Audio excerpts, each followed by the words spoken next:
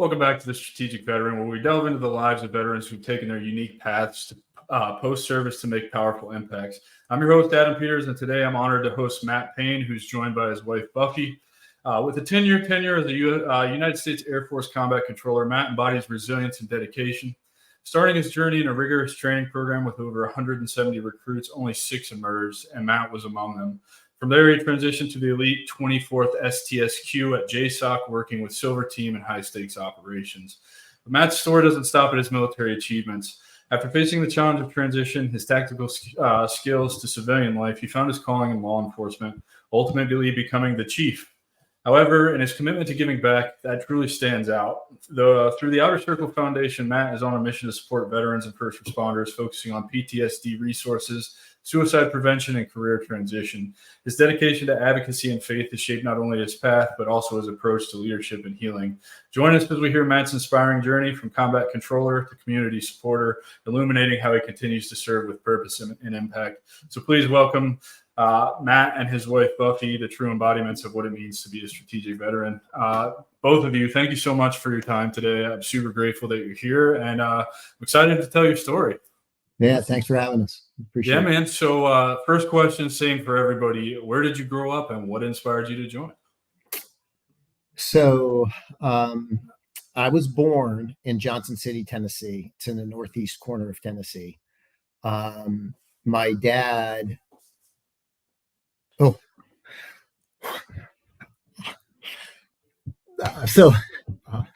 my dad was in Vietnam when I was born.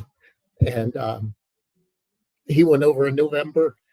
I was born in February. He was killed in April. Fuck. And long family of military people. And then I guess that's just kind of where it was ingrained in me to go in. My mom remarried my stepdad, who was a former Navy pilot, and he flew for TWA. So that took us up into New Jersey, where I grew up through, grade school and high school and things like that. So from Tennessee up to New Jersey. So yeah. So you lose your dad before you even have a memory, right? That really sucks. That's obviously something that would probably stick with you for your whole entire life and push you into the military. What branch was your dad in? So he was in the Army. He went in 1957. So he had been in for 10 years. He's on the backside of his career. Yeah. Yeah. And I know he had gone to Ranger School. I know he had done a couple of other things. Somewhere in like 65 or somewhere around in there, they tapped him and said, "Hey, we want to send you to officer candidate school." And he went and went to Vietnam as a second lieutenant. Okay. So they called him the old man, though. It's not uncommon from that era. A lot of guys just get tapped to go to OCS with no college degree or anything like that because just the nature of that conflict, if you will. I'm really curious. You were a combat controller. I think, for those that don't understand, it's a JTAC, right? Like you talk to airplanes, drop bombs on people, coordinate air stuff. That's kind of to summarize what you did in the Air Force, right? So, yeah, sort of. We're certified air traffic controllers. So, we go to air traffic control school and everything through non-radar. So the only thing that we did not go through was radar at that point in time. And then, when you look at it, I can survey landing zones. I can create helicopter landing zones, drop zones, control all of the traffic that comes in to an airport, where JTACs can't do any of that. They are call for fire guys. So yes, we do all of that, but then we're certified air traffic controllers as well. So if it moves, shoots, or flies, I can tell it where to go and what to do. Kind of that big eye in the sky kind of profile. Yeah, I only asked that because, my career is hindsight, 2020, right? I did 4 deployments. I watched the Air Force guys, JTACs, combat controllers, reenlisting for ridiculous tax-free money. And I always joke and say, it's not true. I wouldn't change anything about my career or the deployments or anything, but like hindsight being what it is, I would have definitely gone to the Air Force and become a combat controller or a JTAC just because I'd be loaded to the gills right now, if I understood what I know now. And so I'm curious, with a family history, your dad, serving in the Army and then, ultimately paying the ultimate price for our country in Vietnam. And then your stepdad is a Navy pilot. Where does one first latch on to the Air Force? And then second, I didn't even know combat controller was a thing. Like it's one of the best kept secrets, I think. You guys have a really awesome job. I got a little bit of an experience of what you do when I was in the Army, when I worked the talk on my Afghanistan deployment. I got to talk aircraft onto targets and, start to finish, the whole process. It's one of the coolest, awesome skills I've ever learned. It was really, really cool to learn how to describe what you're seeing from a ground level or a computer screen, to tell the bird, what to look for. And how did this get on your radar? So, when I was 17, I went and I talked to every recruiter, Army, Navy, Air Force, and Marines. And I started with the Army because of my dad. Mm-hmm. I knew I wanted to do something that was going to be outside, that was going to be, have some adventure to it and not be the run of the mill day-to-day kind of thing. And I also didn't want to be, just an infantryman, just another guy as part of an infantry unit. Yeah. And, so I went and I talked to the Navy about being a SEAL, and I talked to the Army about Ranger School and the SF. The Marines were the Marines, right? And I mean, I had a brief conversation with them. But when I got to the Air Force, so the Navy, like if you didn't make it through BUDS, then I was going to be on a ship somewhere, and I was going to be on a mop or whatever, painting a ship or whatever the case happens to be. The Army, if I didn't make whatever it was, then I would have the potential of being that infantry guy, just another face in that unit. When I went to the Air Force, the recruiter actually told me about pararescue and being a PJ. And for those that don't know pararescue, those are the equivalent of a trauma doc. That will go into enemy territory, get shot down pilots, and they do, a variety of things in that fucking space. Cool is what they are. Yeah. They're badasses. Yeah. Yep. At the time, pararescue, you could not go in the military as a guaranteed job of pararescue. So he goes, I got another really cool job for you, which is combat control. And I can give you a guaranteed job of combat control. That doesn't mean that you're guaranteed to become a combat controller. It just means that you're guaranteed to have a spot to start the training. Mm-hmm. So I said, okay, cool. Sign me up. Let's do that. I went and I took the PASS test you had to take a PASS test, a physical test to be a PJ. At the time, right, I was in from 85 to 95. So during my basic training, they put everybody in a room and they went over B-52 tail gunner, a survival school instructor, a pararescueman, and one other job. There were 4 jobs that were all volunteer at that point in time. If you want to be a B-52 tail gunner, go over here. If you want to be a survival guy, go over here, PJ over here, and then whatever the other one was over there. So I went and you had to take a physical test. I took the test. I went to get my contract changed, and I'm sitting in our HR area, and a lady walked by and she goes, "Hey, are you the PJ?" I said, I hope to be. She goes, "Nobody talked to you yet?" I said, "No." She goes, "You're not being a PJ. Go back. You're being a combat controller." And I was like, "Why?" And she said, pararescue's overstaffed, combat control's understaffed. We're not letting you leave combat control. Go away. And basically I went away and I started training. That was it. So essentially is combat controller actually considered special operations within the Air Force? To my knowledge, it's just the PJs and the combat controllers, right? So there's 4 now. Okay. So you have combat weather. So those guys jump, they do everything, and they're the weather guys. You have combat control, pararescue, and now there's a surveillance and reconnaissance component that makes up the warfare. And I mean, there was people that would put in TACP as well, the Tactical Air Control Party, and those guys would get assigned to Army units as their call for fire guys. So whatever it was that they needed call for fire, that's what the TACP guys would do. Yeah. Whether they jumped or dove or not, probably not divers. They may be on an airborne unit or something. But from the diving and the special operations side, it's right now, I believe it's combat control, pararescue, the reconnaissance and surveillance, and the combat weather guys.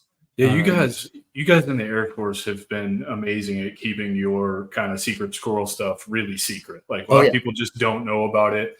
The Army prided itself with Operation Detachment Delta for a long, long time, and then obviously all that broke. There's some higher stuff that's lesser known in the Army community anyway. Some stuff, but largely the Air Force. I, for the longest time, as an Army guy, didn't know the Air Force had special operations, right? Like that's how tight-lipped you guys are. And so I know there's the point of the show is not to get into the details of that, but to really just highlight your career. And so the attrition rate is ridiculous. From 170 recruits that started combat controller training, you ended up with 6 that emerged. What prepared you for that training, or what was the hardest part of that training for you? Because I think a lot of people think it's physical, and I really don't think it's physical ever. I really think it's a mental thing more than anything. But you're also going to school, and I have a frame of reference on this now as a pilot myself, and seeing what air traffic controllers actually go through, knowing the statistics behind how many air traffic controllers commit suicide on a yearly basis because they're overworked and understaffed, and a whole lot of responsibility in your hands for the civilian side. So what was it about the training that's so challenging and that contributes to the attrition? So you have to take when I was in with a grain of salt than where they are now. Of course. Right? So 2 totally different worlds. So when I went in, it was air traffic control school, jump school, combat control school. And then you went to a team. And then eventually when a slot opened, you got Halo school, scuba school, survival school, and all the other schools that you went to. Yeah. All the qualifiers. Right. Yeah. So I think for us, the hardest, the biggest thing that we had to contend with was up at 3:30 or 4 in the morning, and get your room ready, do everything to have your room prepped because of inspection every day. Go eat breakfast and then start class. We would be in class from 7 in the morning until about 3 in the afternoon doing air traffic control stuff, right? Starting with ground operations, then going to tower, and then to non-radar and all of that. 3 o'clock you would leave, you would get back and change for PT. PT would go from roughly 4 o'clock to 6 or 6:30.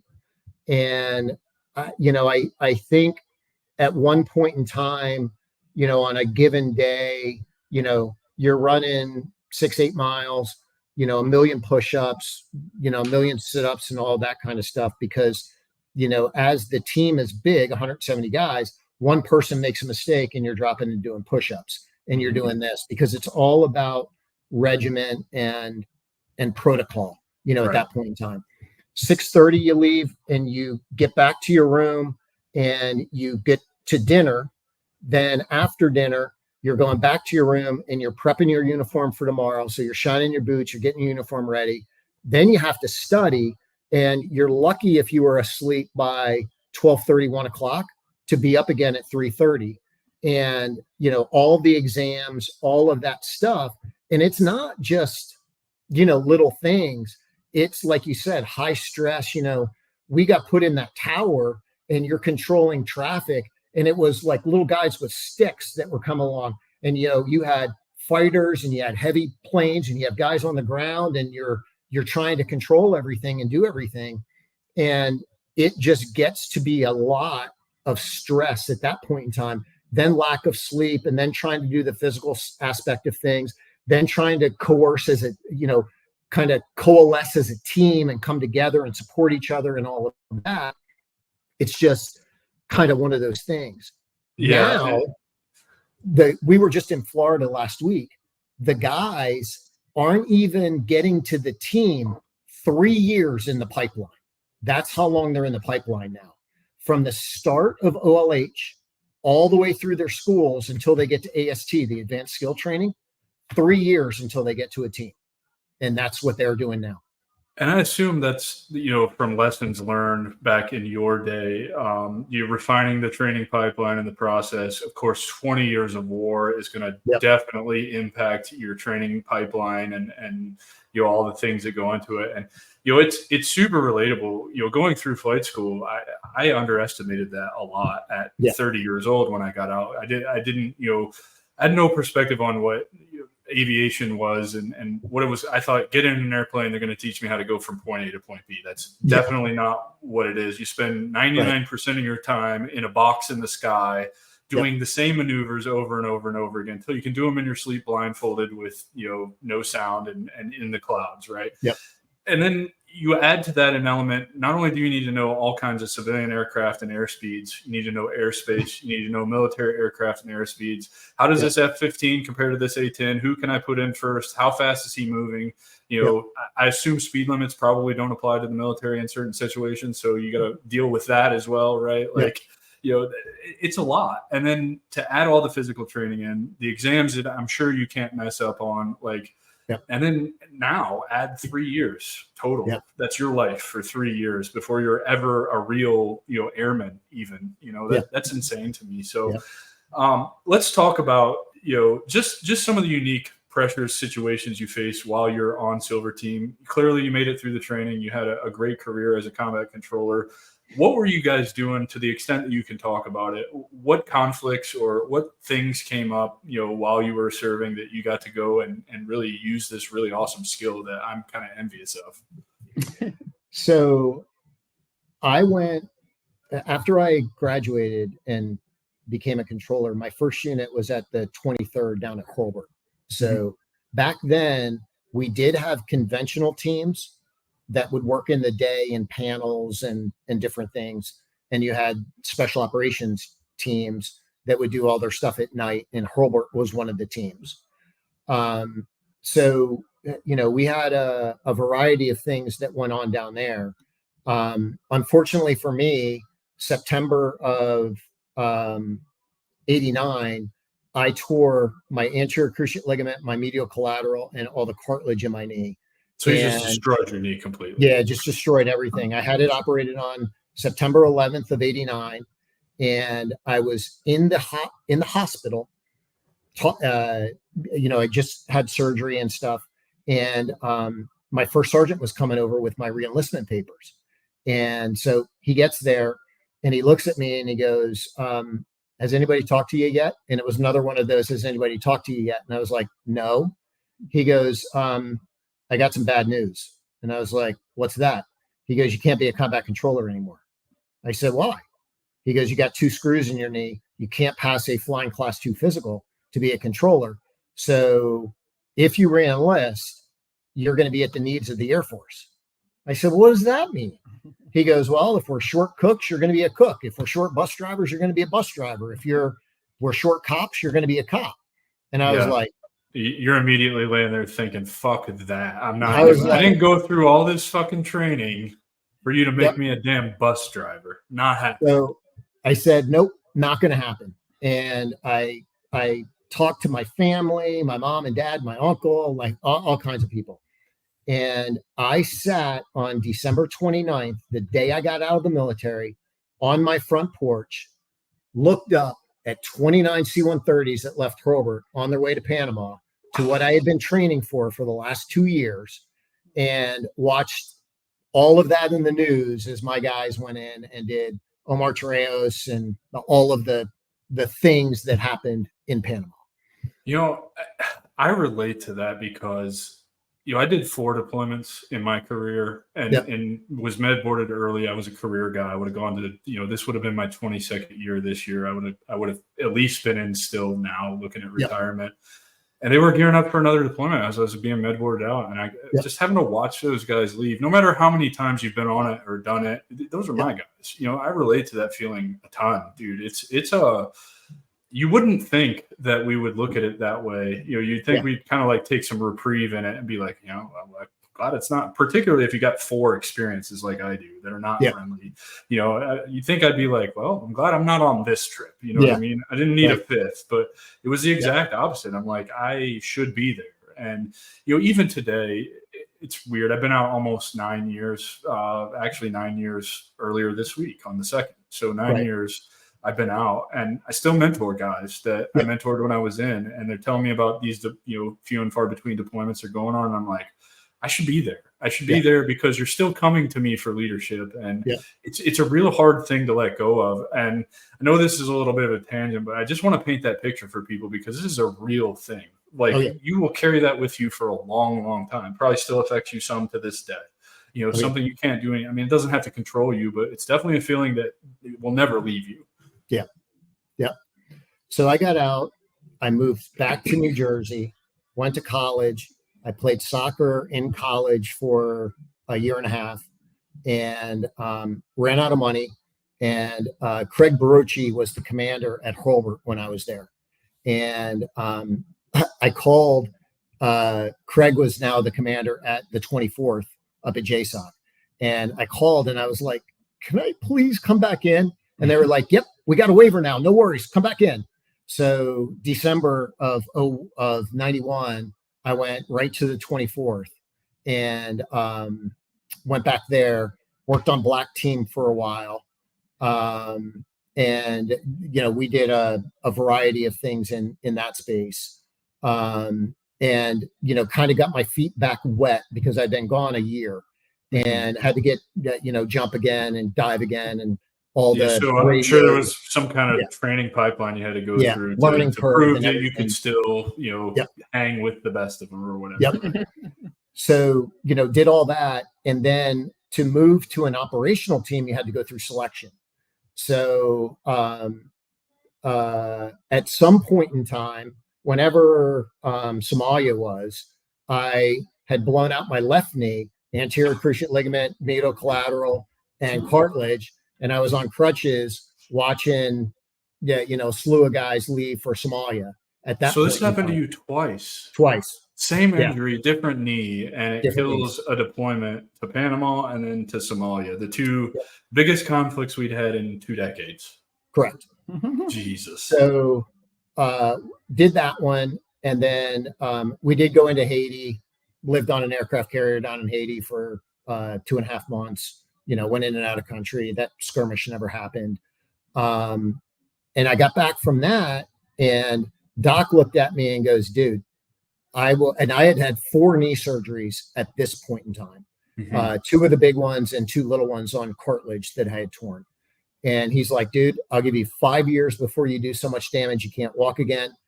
I recommend you go in front of the MEB and the Medical Evaluation Board, and let's see what they say. If they say stay, then we'll stay. But if get out, my recommendation is go get out while you're young, go start a new career. As I sit here now, 17 knee surgeries, a knee replacement, a hip replacement, shoulder reconstructed, neck and back issues, fingers reconstruct, like all of that stuff that I just had this conversation this morning. Nobody ever sees the back end of what we did in order to do what we did. Right. And I'm the same way, right? So while I was in 3-foot surgeries, a hernia repair, which, maybe a little bit more common than most, what else did I have? 2 shoulder surgeries just in. And then since I've been out, it's been bicep tendon, back surgery, I'm up to like 13 or 14 total surgeries as well. And you're absolutely right. It's I'm not diminishing anything from the brothers and sisters that are running around missing arms and legs and Not at all. that lost their life. By any fucking means am I doing that, because I get it, but like the invisible wounds that you don't see, the price that we paid, that we put our body through, particularly like, doing the things that you did with being a combat controller, and then as just a regular infantry guy, we're not built to carry 90 pounds of gear and 90 pounds on our back and do that for 13 fucking years every other year at a ridiculous op tempo. Your body can't handle that. I remember being at the Third ID at one point, and some professional football players came to train, like do PT with us. And they're like, you guys are ridiculous. You guys might as well be professional athletes. It's like, some of those guys struggle to keep up with just regular 8-mile Monday morning runs while we're all hungover. You know what I mean? So, so I assume, obviously you get MEB'd out, right? Yeah. How did you take that? It sucked. I had no idea. I went into it. It happened in January of 95. And I figured, it's the military, right? It's going to take a year. It's going to take whatever. And we'll see where I go in the meantime with everything. March, I was standing with my bags outside the gate going, what do I do now?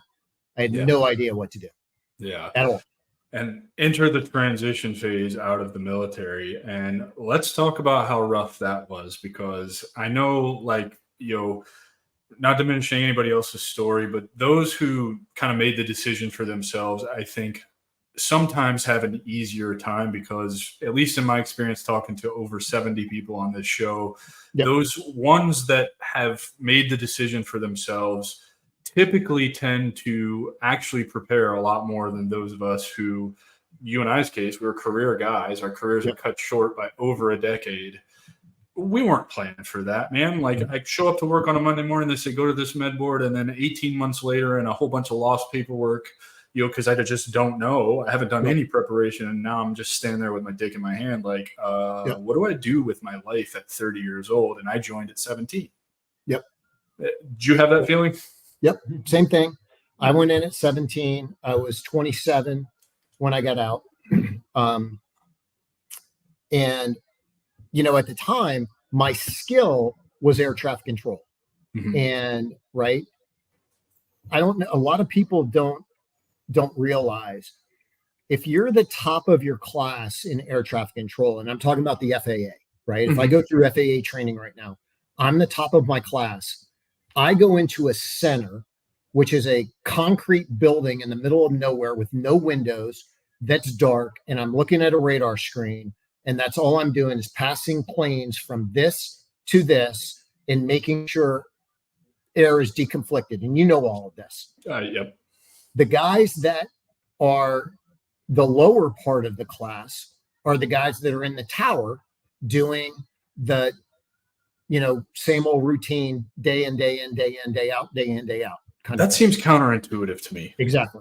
Right. It seems so because just as a pilot, talking to Seattle radio, for example, at the FSOs and talking to centers, they're not nearly as busy as the tower operators. Why would you put your best people in a concrete building to just do menial?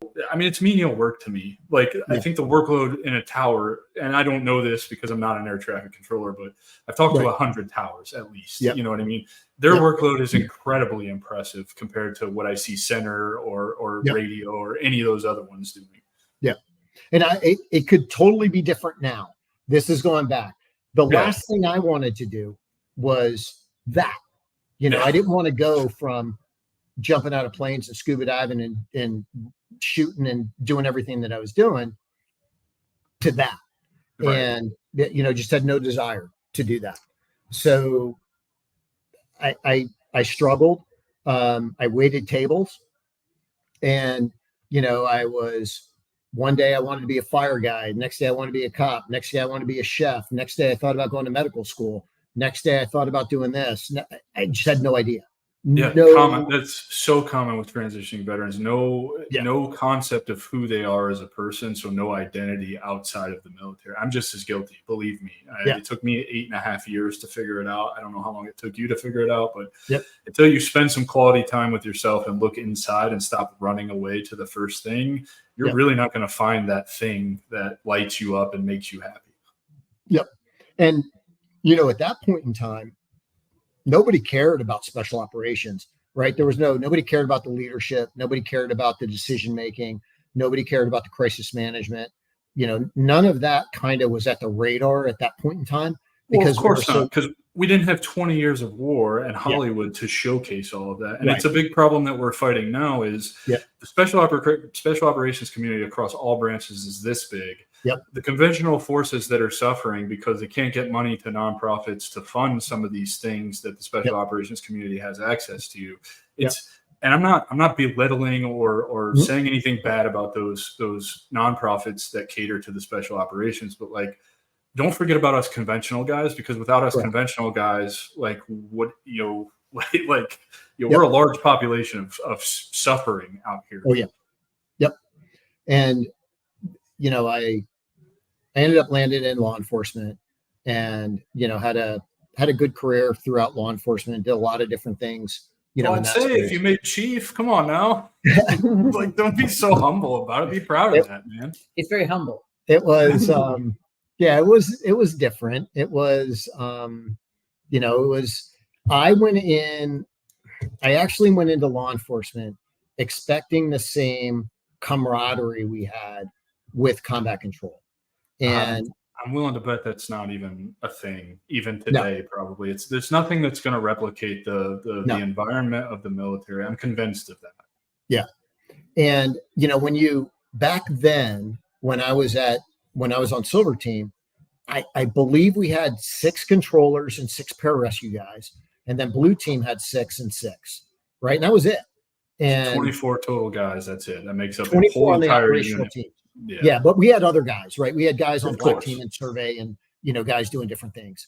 But from an operational team perspective, that's where we were. And maybe it was 8 or 10, but I mean, it was really, really small. And you worked with your guys every single day, and I knew everything that was going on, right? And then 93, we had the crash in Antelope Island, and it killed Markley, Naz, Scrogg, and Derek Hughes, right? On that helicopter. There were 4 of our guys. There was the 3rd Battalion Ranger Commander, the 1st Battalion Ranger Commander, the commander of the helicopter squadron, the Air Force UH-60 squadron, and then I don't know, 5 or 6 Rangers that were on that as well. Killed 11 total on that helicopter crash. And I mean, that's a big hit for us, losing half of Silver Team, pretty much there on the spot, right there. And then fast forward about 6 or 9 months, and we had the crash at Pope. The F-16 crashed and hit that C-141 and killed 28 Army guys, right? But where I go with that is, there's a perspective to things that I was able to parlay into law enforcement. Are that ability to just, dude, it's just, we're going to do the math.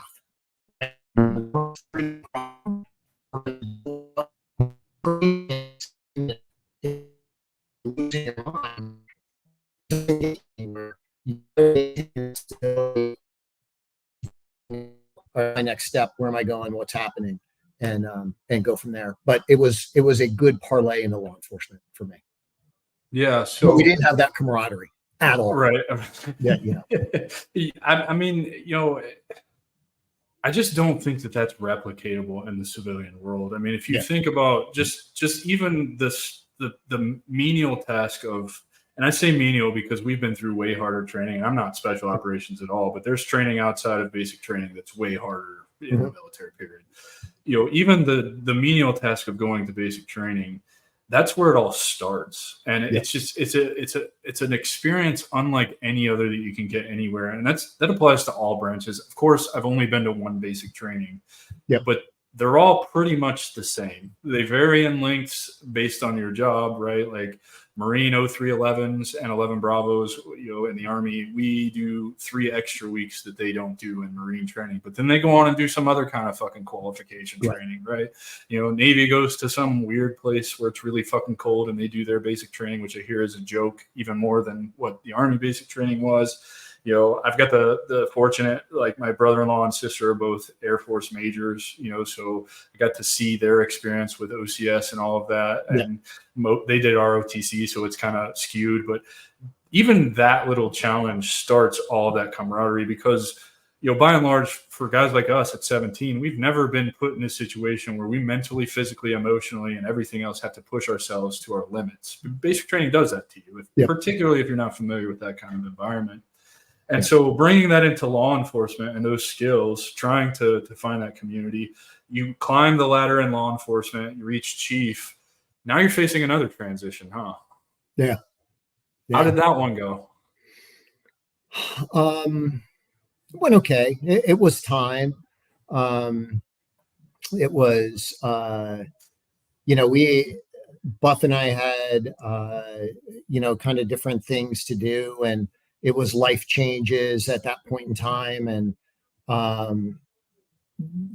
just different perspectives, I guess. And, law enforcement has changed from when I started to now. And, now they're dealing with defund the police and everybody's got a cell phone and,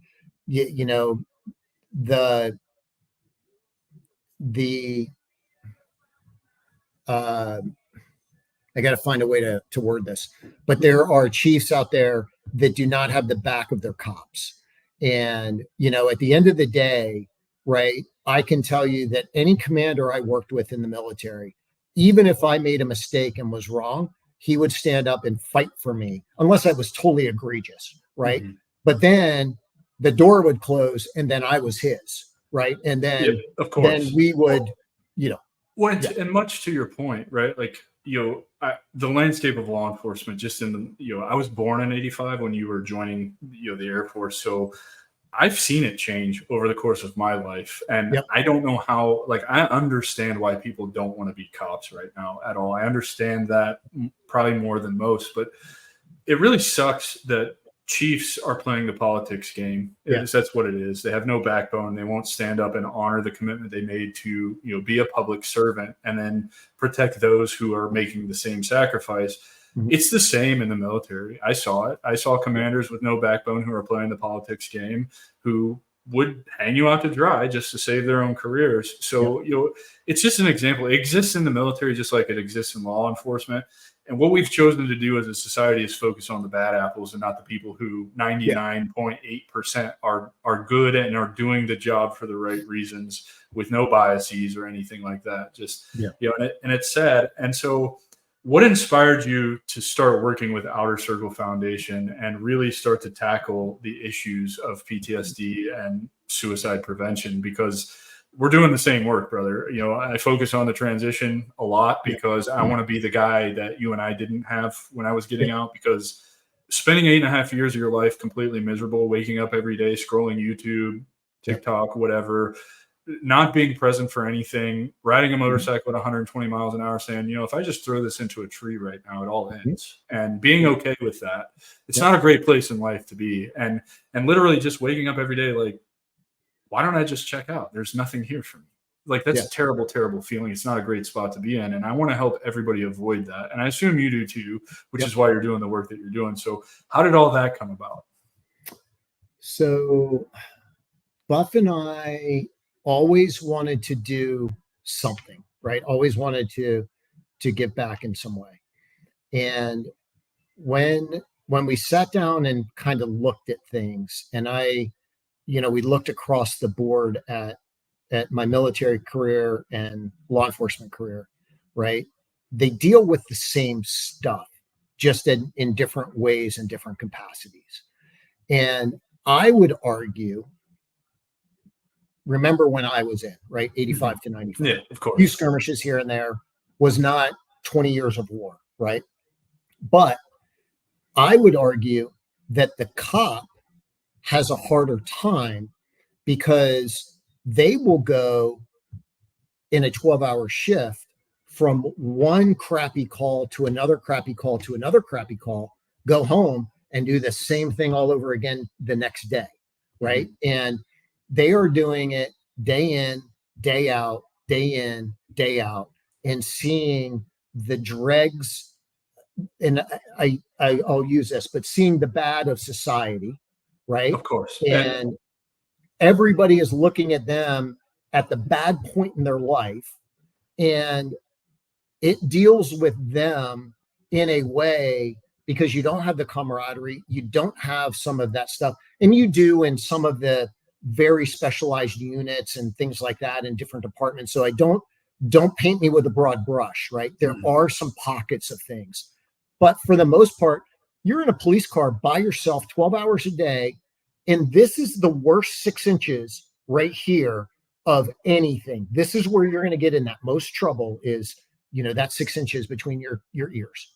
Well, I would argue too, it's not just that they're going from bad call to bad call to bad call in a 12-hour shift, but there's something about being armed and in a lethal capacity, and then carrying that to citizens of your own country. Right.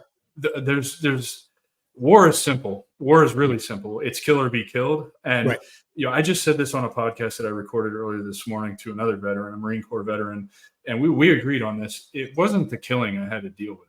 The killing was fine. Didn't affect me. It's a job. It's what I'm here to do. My job description as an infantryman is to close with and destroy the enemy with extreme prejudice, right? Like fire superiority, all of that stuff. It's like you're trained killer. What was hard for me is having to go pick up body parts of brothers and sisters, fellow countrymen who, also knowing what I know now about the entire GWAT doesn't help me deal with that situation anymore either. Yeah. That's the hard part, right? And so let's say you're in a situation where you pull somebody over and they're coming out that window with a gun and now you have to take their life. That's a lot harder to deal with because that's your fellow countryman. That's a citizen of the United States, and you just ended their existence, right? Like that's tough to deal with. And so I'm gonna move away from the somber bullshit for a second. I want to know, because you guys are in patrol cars by yourself, and I see you assholes sitting in the woods on the side of the highway. You ever go back there at night and just take a nap? No. So I it's the one thing I will tell you, I've never slept in a police car. I got put on allergy medicine at one point in time, and I called my sergeant. I was like, dude, I'm going to crash my car. He said, come in. And I slept on a couch for about an hour and a half. And because you sleep in a police car, you will get killed, right? There will be somebody who will come up and do something to you.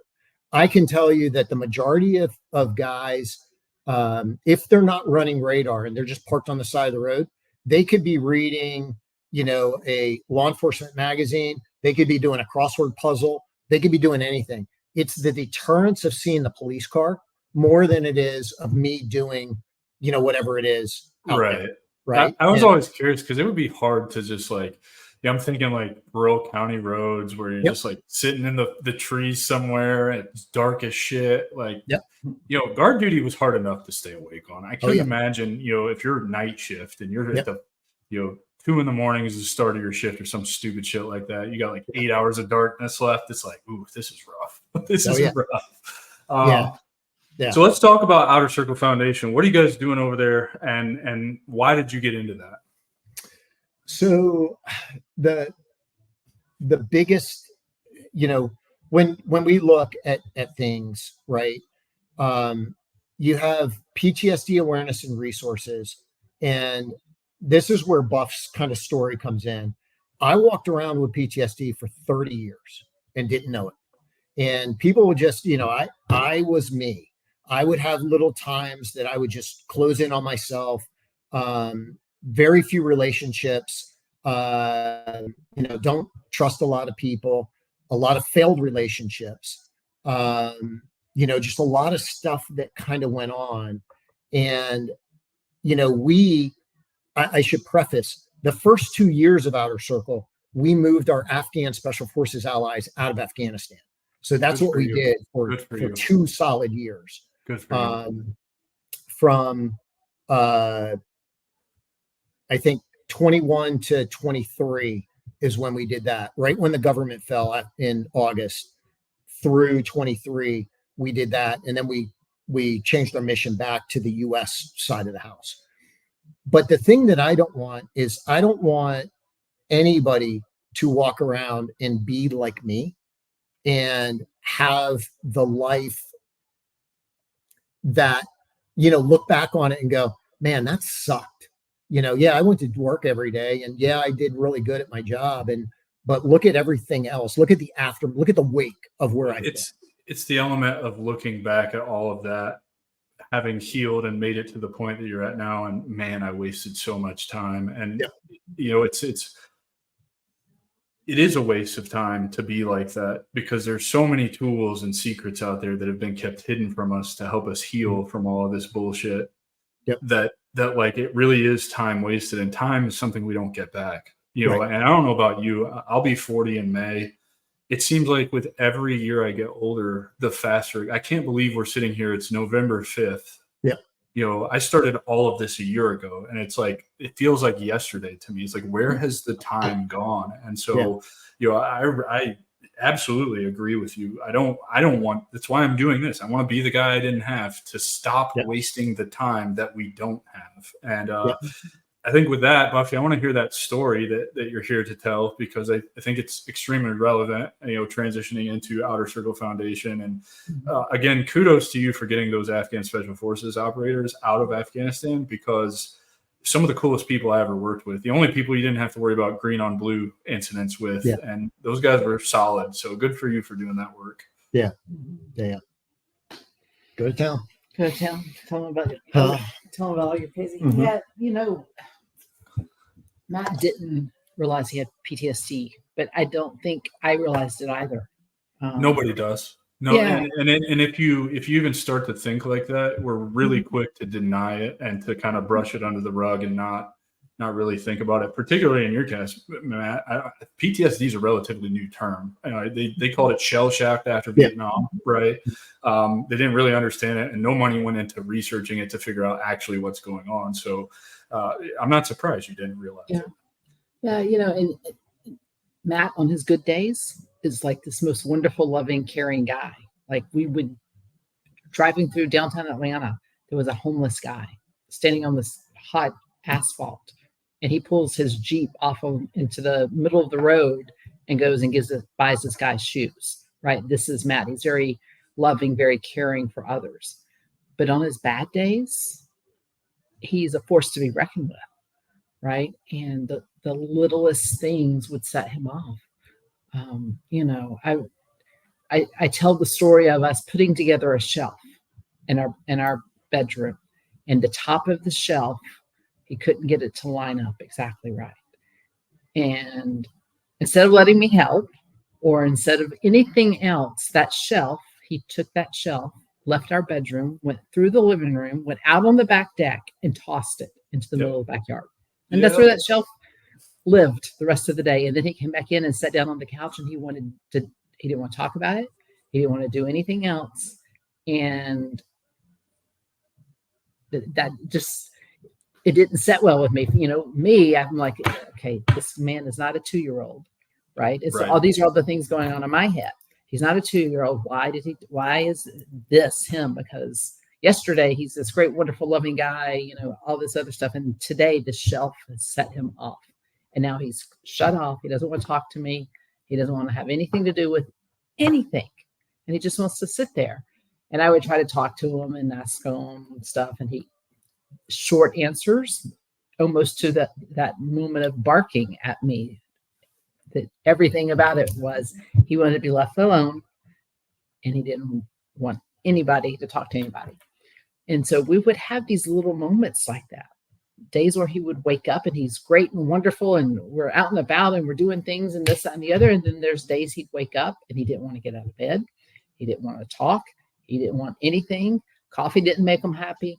If I made breakfast, that wasn't going to make him happy. I could have run through the house naked and probably would not have made him happy at that point. And the worst part is he doesn't understand it himself, which is compounding the problem. Yeah. Because I've been that you just described me. I couldn't get something to line up. I'm putting a piece of furniture together, and now I've just smashed a $200 piece of furniture because it pissed me off to no end. And then I'm even more mad because I don't even understand what set me off or why I'm like this. Yeah. Yeah. And so it took a while, right?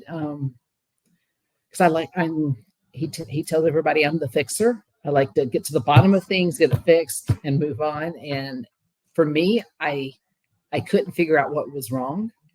A lot of times I thought it was me, that I'm poking too much, I'm demanding too much, I'm expecting too much. Even I remember one afternoon we had just something that set him off, and I just could not get him to talk to me. I got in my car and left him sitting in the kitchen. I did not know what else to do, and it was just driving me insane. The thing that we figured out though was she's the fixer, and my brain scrambled, right? Mm-hmm. Just like you said, like shit's all over the place. So what's wrong? What can I do? How can you get better? What's going on? My answers were very short. I don't know. Nothing, whatever. It took us the longest time to realize that where I thought she would automatically know, not, and comes back on me, right? I couldn't answer because I didn't know. Right. It's exactly. Not that I was blowing you off. I just didn't know.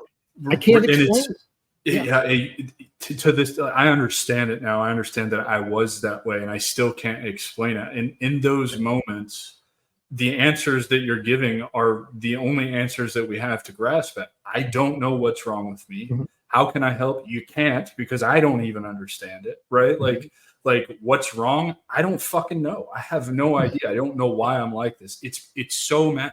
And not only are you alienating, your spouse and those around you, making them think that they're crazy, but there's this like element to it, like, well, am I fucking crazy? I don't want to be crazy. How can I be fucking crazy? I've done all of this stuff, right? Like, so then you kind of retreat even more to try and put on the show to pretend like we're not outwardly displaying these behaviors. And it just gets out of control in a heartbeat, man. It just really does. Yeah. So what did you do to overcome this? Because there's so many different modalities out there. Mm-hmm. We're learning more and more about them every single day. I have my favorite one. However, it's not necessary because the tools that they give you to prepare you for my favorite one work without, the aid of the modality that I chose to do. So how did you get over it? And how did you find out about it also? So it culminated with me, I would not sleep, and I would go days without sleeping. And if I did sleep, it was very short, right? 30, 45 minutes, whatever. Did you like mine? I didn't sleep either. I still struggle with sleep. I would sleep like two, maybe 3 hours for like 14 days in a row. And then I would crash for like 12 or 13 hours on that like 15th day. And then the cycle would start over again. Is that kind of what you experienced? No, I would never crash for that long. I was always it was just what it was. Okay. And so just completely not sleeping. And then maybe one day you would get a full night's sleep and just cycle starts over. Got it. Yeah. But then it got to be very violent nightmares, like punching and kicking and hitting and things. And that's where she was like, nope, we are not doing this anymore. Period. Right. Mm-hmm. And I went out and got diagnosed, and they put me down the psychiatry pharmaceutical route.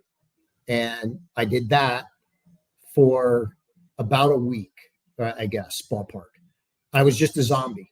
I was just a So they ended up putting you on the SSRIs, the antidepressants, all that bullshit, the fucking VA pill cocktail that everybody should avoid at all costs. I'm the same way. I knew that was never going to be an option for me because I had a lot of buddies who had gotten out before me who were struggling. They went and got the pills, and oh, by the way, they still tried to kill themselves. You know what I mean? Like I was like, well, that doesn't make any sense. You're a zombie robot drooling on yourself. You have zero personality. You're a shell of the man that I know, that I looked up to, and you still tried to kill yourself. So that's probably not a route I need to go. Yeah. So I called the psychiatrist a week later and said, thank you very much. I'm out.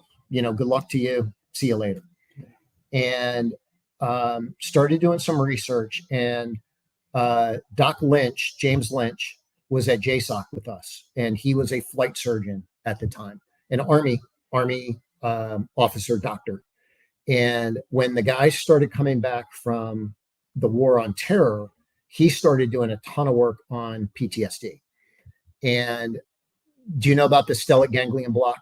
I do. I haven't had a chance to try it, but I healed myself with plant medicine. So, probably not a direction I need to go. But it was, if I couldn't have found a charity to take care of me with plant medicine, that was the next stop. Yeah. So we found Doc. I engaged with him. I went up and, he puts you through a pre-assessment, if you will. And if you're one score, he'll only do one side. And if you're the higher score, he'll do both sides. So I got one side done on day one and the other side done on day two. And, needle wasn't out of my neck. And for those that don't know, the stellate ganglion block, you have two bundles of nerves on each side of your neck. And they're the ganglion bundles of nerves that connect your autonomous and your sympathetic nervous system that create your fight or flight system. And our fight or flight with PTSD is in constant overdrive, just going haywire and crazy.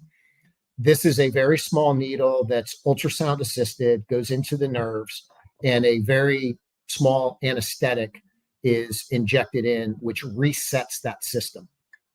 Needle wasn't out of my neck. And he goes, Matt, how do you feel? And I said, Doc, it's the weirdest thing ever. I'm a 10-year-old boy.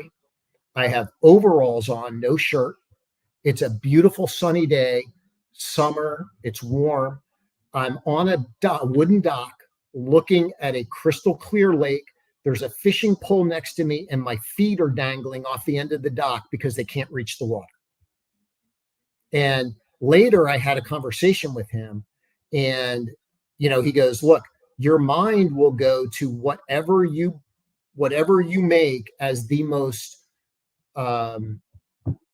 calm, peaceful area that you can possibly go to. It's your happy place. That's the easiest way to describe it. Ayahuasca did the same thing for me on a much, much larger scale with a lot of other shit that went on too. But dude, and I've heard that from many, many other people in my life who have gone and had the same procedure done. And like you said, the needle's not even out of their neck, and their colors are brighter, they're happier, feel years and years younger. And it's absolutely. So what happened on day two when you get the second one? So day one, I slept 14 hours that night. Yep. She thought I died. And you never seen him sleep that much in his whole life. He was so still the whole time. Yeah. So just in there every couple of hours, checking on him, make sure he's still breathing. Get the glass out and see if he fogs it up. So I did that every 6 to 8 months. But in June, I did a journey with a partner organization that we deal with. And I did went away for a weekend. And so, the SGB is good, but it doesn't get at root cause, right? So you continue after therapy and things. It alleviates the symptoms to help you focus on therapy and things like that. So I wasn't as short. I was sleeping. I was right, but she would be the first one to, dude, you got to go back and get shots, Well, because it's because it's not addressing the root cause, which more often than not is childhood trauma, whether we want to admit that to ourselves or not. I was on a cohort in Tarapoto, Peru last year for my ayahuasca adventure. I don't know what organization you went with or where you went. I assume you probably, because of your special operations, you had access to 5-MeO, DMT, and ibogaine. Is that what you did? Yeah, so we did MDMA, psilocybin on day 1, and then ayahuasca on day 2. Okay, so yeah. I mean, there's so many different great organizations out there, and Heroic Hearts Project is the one that that picked me up. They're one of the only ones that, to this day, that I know of that cater to conventional forces, not just special operations. I found it through Sean Ryan's show, and he went with the is it Trevor Millar? He's got the thing down in Mexico, or the Tom Satterley. That's who he went to. That's their retreat. He went to their retreat and did ibogaine and 5-MeO. That's what I tried to do. However, I didn't know ayahuasca is like leaps and bounds above kind of ibogaine even. And, it really showed me a lot of the things from my childhood and being raised in a broken home with a controlling mother who, lots of food trauma, stuff, a lot of stuff about myself that I didn't understand was really explained to me through plant medicine. And it's fascinating how it works. And what's even more fascinating about it, and I don't even know if you know this, but the difference between that block and doing a psychedelic is it's actually rewiring neural pathways in your brain. So it's resetting everything that you know about yourself and kind of restoring the natural balance that's supposed to be there for you to be able to regulate and control your emotions and respond instead of react to external stimuli and all of that. It's an amazing thing. I'm getting ready next month, hopefully, to go to Colombia to sit with medicine again and trying to be a facilitator of medicine. I'm all in on plant medicine. That's why I said I'm really upset about all the secrets that go along with not just plant medicine itself, but mindfulness practices, abundance mindset, gratitude, yoga, breath work, grounding. All of these things are free. All of these things are extremely powerful and will change your life if you get out of your own way. Stop thinking that it's fucking hippie and woo-woo to do it and just give it a fucking shot. Yeah. I go in December. I'm going on my next journey. And then July, I'm going down to Peru, and I'll be in the jungle for 2 weeks. Do you know where you're going in Peru? I can find out, and you and I can chat about it. Yeah, we should, man, because that's probably one of the only places I'll ever go do it again. I did it with the Shipibo people in Tarapoto and the high Amazon. Yeah, extremely ceremonial. La Medicina is the place. And it's phenomenal. I'm going to go to Colombia, to Medellin. I met another retired veteran who lost half his foot. Yeah. He's been studying to be a Taita for 9 years, and I have an open invitation to go sit with him and learn more about medicine to facilitate for more people. I'd eventually like to go to the Sacred Valley to Machu Picchu and have a ceremony there. There's something special about that stuff, man. And it really did change my life, every aspect of my life in the best of ways. Yeah. It's interesting because I had a conversation with somebody a couple of months ago, and they were like, you guys just want to do this to escape reality and kind of get away from things. And go fuck yourself. I think that's what a lot of guys have been doing with pills and alcohol and drugs and, all of the other aspects of things. 1,000%. Basically, this is what we know. It's the tools we've been given, right? If you're a regular infantryman and you're not drinking, that's part of the culture. So, how do you fix an injury? Drink it a fucking way. How do you get over picking up your buddy's arm and putting it in a fucking bag so you can take it back and maybe they can reattach it? Drink. Smoke some weed, whatever that looks like. Now, don't get me wrong. I'm a huge advocate for cannabis. It is a plant medicine. It's a psychedelic. You just have to understand the difference between intentions and expectations. But that's not what we're here to discuss. So you will get me on a fucking tangent about plant medicine, because it changed my life, man. I lost 100 pounds. I no longer want to kill myself. I get to be a leader in a space that I care about a whole lot and facilitate more things. You're never going to convince me there's anything bad about plants ever. Yeah. Well, the difference is we don't do disassociative medicine that removes you from reality. It's all introspective medicine and looking back in yourself and curing and healing and helping the neural pathways and rewiring and doing a bunch of those different things, right? That's the goal out of this. It's not to disassociate with my life. I want to get better at what I'm doing. I don't want to remove myself from where I'm at and just continue doing what I'm doing just in the way. That's what I've been doing for 30 years. Now it's a much different perspective. But the thing that I like about the SGB is, from a law enforcement perspective, those that are dealing with things can go and get the SGB and go back on duty the next day, right? They can help. They can help regulate and break that cycle of being stuck in fight or flight all of the time. And I mean, for those listening who this applies to you, it's not your fault. It's not your fault at all. There's nothing you could have done to prevent this. It's the operational tempo. It's what you were trained to do. It's the experiences that you've had in either law enforcement or military, or, even other things. Some kind of trauma has come along that has incited this fight or flight response that just is continuously triggered. And there's nothing you can do. Therapy, none of that is really going to help you until you address, like you said, the root cause. Yeah. And, the thing that we found more than anything else is I can walk along with the veteran or the person impacted, right? It's the Buffy, the Susan, the Jim, the John, the Mary, the Bob, the Bill, the whatever, that has no resources at all. The spouse, the kids are left looking, going, what is going on with dad? And I'll tell you this, 15, 17, 19-year-old. Those are our three. Yeah. So this summer I sat them down and I told them, I said, look, I got diagnosed with cancer 2 years ago. So I wanted them to understand what was going on with the cancer. And I also wanted them to understand that I got diagnosed with PTSD, and I've been going through treatments and things. And my 15-year-old looks and goes, so is that why you're nicer and things are different with you the last little bit? And that hit me like a bag of bricks in the forehead, man. And,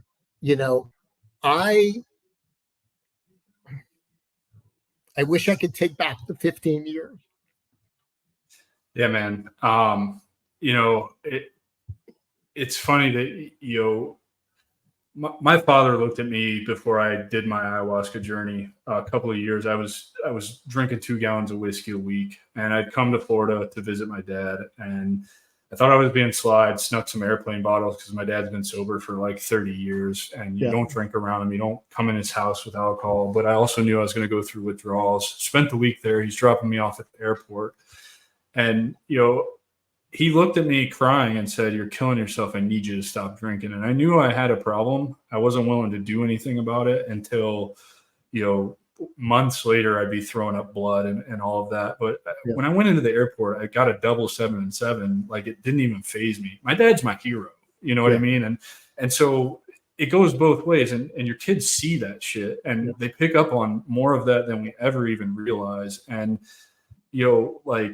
yeah, I know you wish you could have it back, but I also think that you've done the right thing by sitting them down and actually explaining yourself and saying, "Hey, I'm not a perfect human. I don't want to say broken, because none of us are broken, but you're experiencing some things that you couldn't explain, and you had no handle on it, and now you do." And I think that's a more powerful lesson than just wasting that time. I mean, yeah, of course you would like to have it back and do better, but I think the impact that you had on your 15-year-old by sitting them down and actually telling them what's going on is going to be far greater than all of that, 15 years of bullshit that went on. I really think that's going to impact your kids a lot more, because what that's doing is setting an example. My dad can be so fucked up he doesn't know whether he's coming or going, and he treats everybody like shit. But he can also be this person who becomes vulnerable, admits when he's got a fucking problem, and seeks help for it. And I think we need more examples of that, because that's the biggest problem that we're facing in the veteran and first responder community is we're fucking hard-headed assholes who were taught differently to not ever ask for help. Ever. We don't ask for help. That's weak, particularly as a man. That's weak. Careers got ended, at least when I was in, because people would go ask for help. And that's not the way it needs to be. We have all of these really awesome tools that cost nothing, that aren't drugs, that can make us better and rewire our brains to not have to deal with that shit. And so I really think that you have been an outstanding example to your kids, man. And I would encourage you to maybe change your perspective on, instead of being hung up on wasting that time, be hung up on the example that you've just set for them. I'm not infallible as a human. I can make mistakes. I can ask for help, and I can be humble in that, and then come back to you and tell you that I've done that and be accountable for that. I think that's more important. Thank you. Yeah. And it's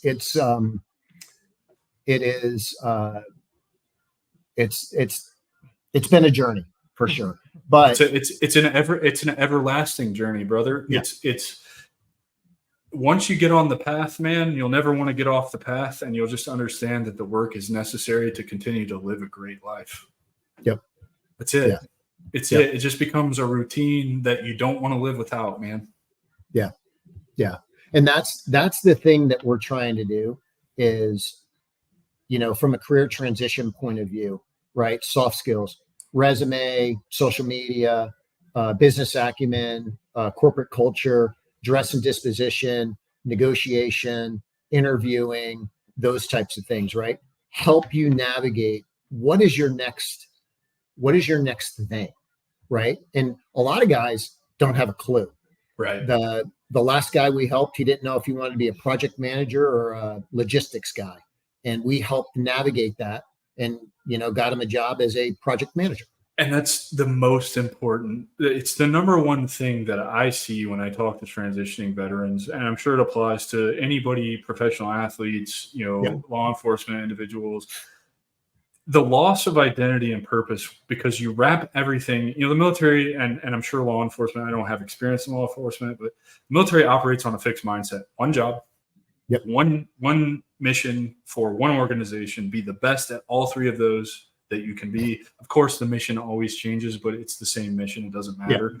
And what it really takes to live a good life is to have a growth mindset, to open your perspective, your worldview, and to explore yourself, not to have somebody tell you what your identity is, but to understand who you are as an individual human, what resonates with you, what are your beliefs and values, and then pursue something that aligns with all of those.